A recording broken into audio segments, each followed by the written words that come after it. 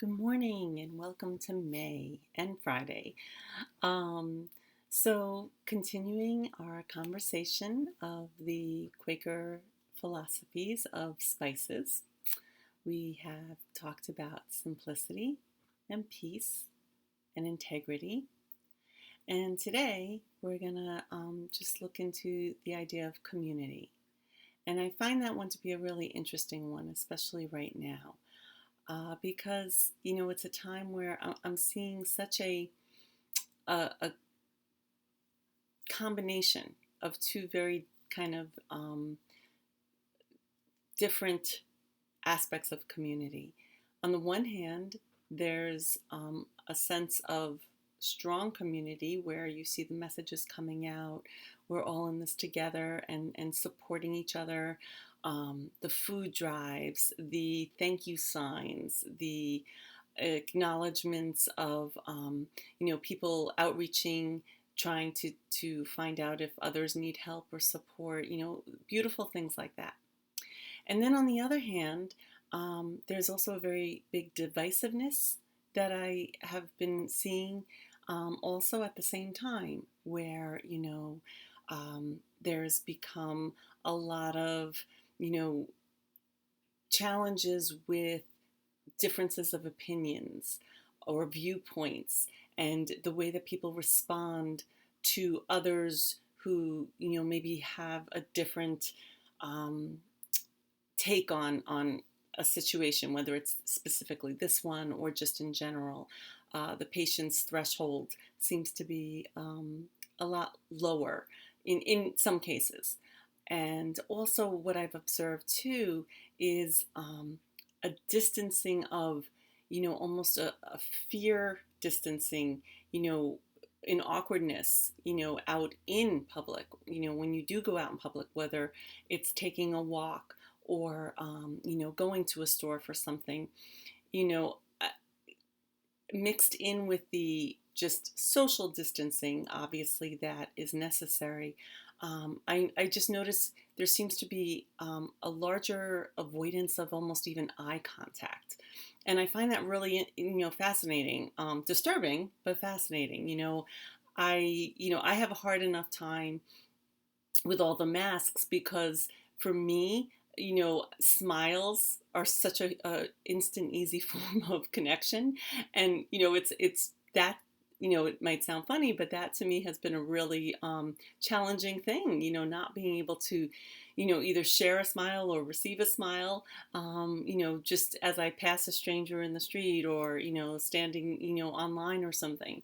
But on top of that, what I have noticed too is, sometimes people, it's like, they won't even like make an eye contact, strangers and things like that. There seems to be some sort of a fear there. And I find that sad because, again, that to me is almost breaking down the feeling of community.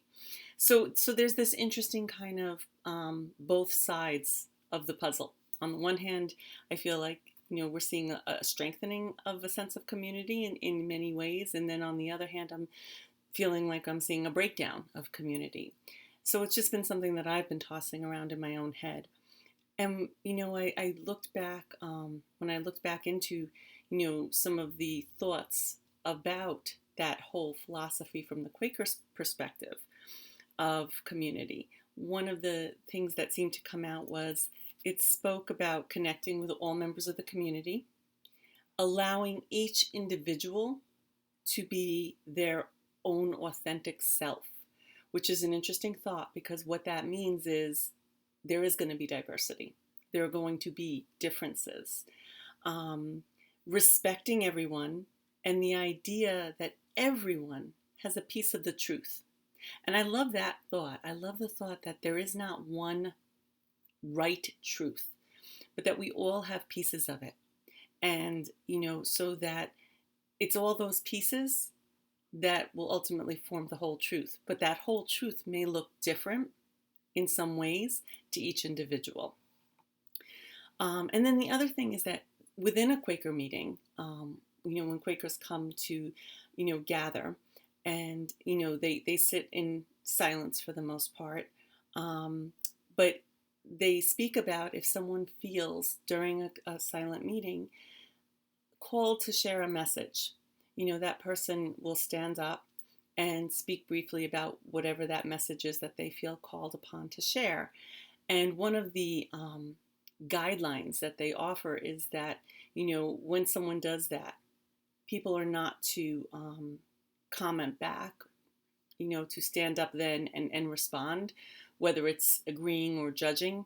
That it's just the ability of giving that space of community for someone to be able to stand up and just express who they are. And I find that fascinating because I've seen that, in terms of how that sometimes plays out on social media, where people stand up and perhaps share something in the sense, like, in a meeting, and then how that happens upon, the different viewpoints, because obviously people share stuff and not everyone's going to agree with it. And then you have people that will totally agree with it and people that totally don't. And, how that plays out in the public forum. Some people choose, if they see something that they don't agree with, they just move on to the next, next post or the next whatever.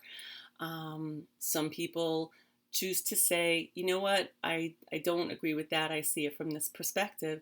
And then some people tend to want to disagree, but in a way that's more, I guess, judgmental, or trying to prove the person wrong for their viewpoint. And, I think that's where sometimes then it can break up a community, because it becomes then I'm right, you're wrong type of thing. So that for me has been the interesting thing of just trying to, remember and be mindful of and observing the ability for us to have the strength of community, um, which means being unified, but not necessarily being completely alike. And it's a hard line. It really is. Um, there's a quote that said, without a sense of caring, there can be no sense of community. And I think that to me is very helpful. That, in other words, again, we are not all alike. We definitely are never all going to feel the same feeling or have the same beliefs.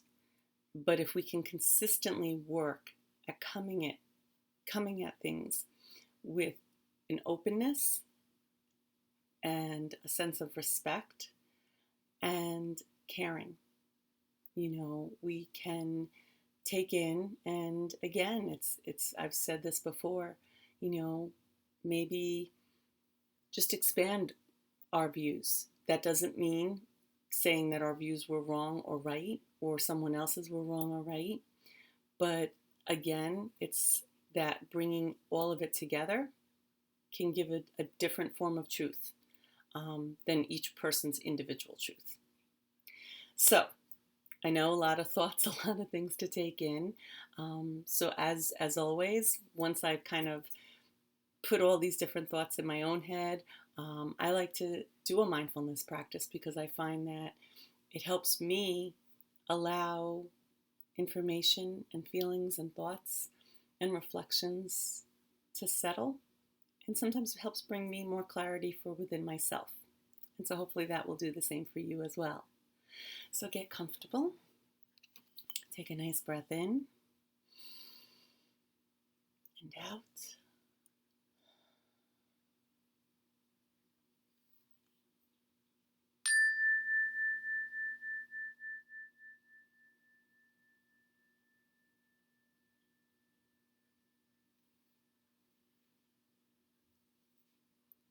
Letting yourself just settle in to the quiet for a moment. Finding your breath.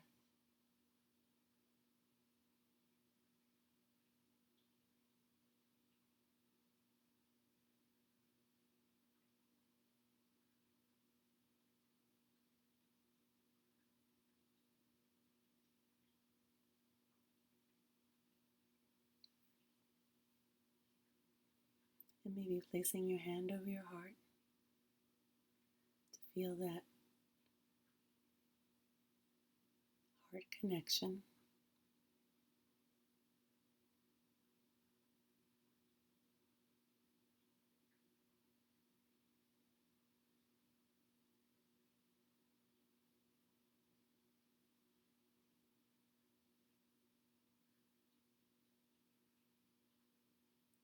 And with each breath in, breathing in to your sense of self and individuality. And with each breath out, sharing that self and individuality with the community. And using your hand on your heart as a reminder that with the breath in and the breath out, to grounded in love.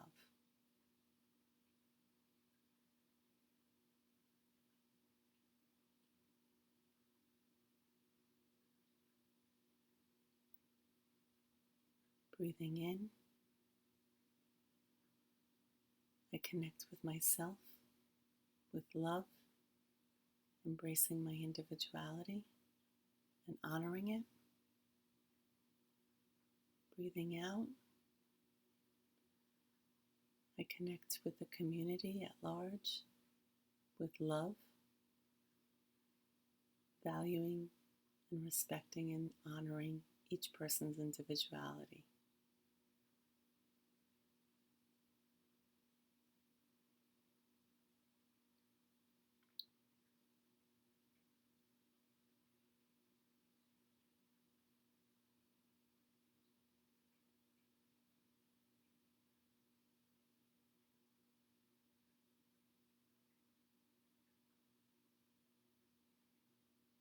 And letting yourself just honor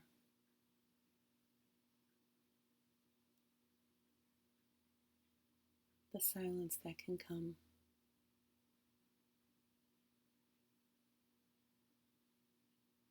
between the expressions of ourself and others.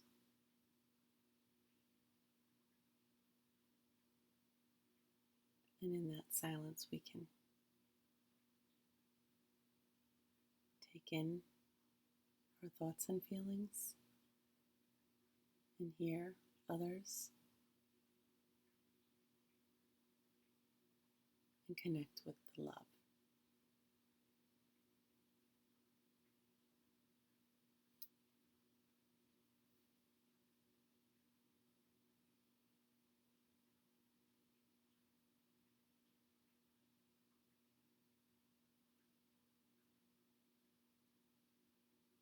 All is well. Out of this situation, only good will come. Everything is working out for my highest good. I am safe.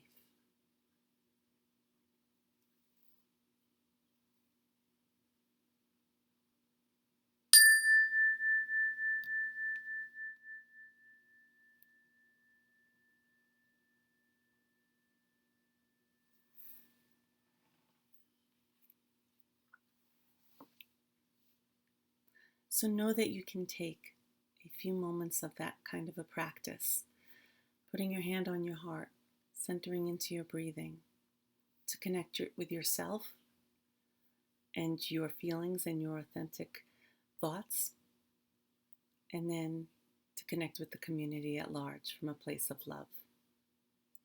So just to end with one quote to think about. Perhaps community is a constellation. Each one of us is a light in the emerging collective brightness. A constellation of light has the greater power of illumination than any single light would have on its own. Together, we increase brightness. So go out into the world and share your brightness and have a wonderful weekend and be well.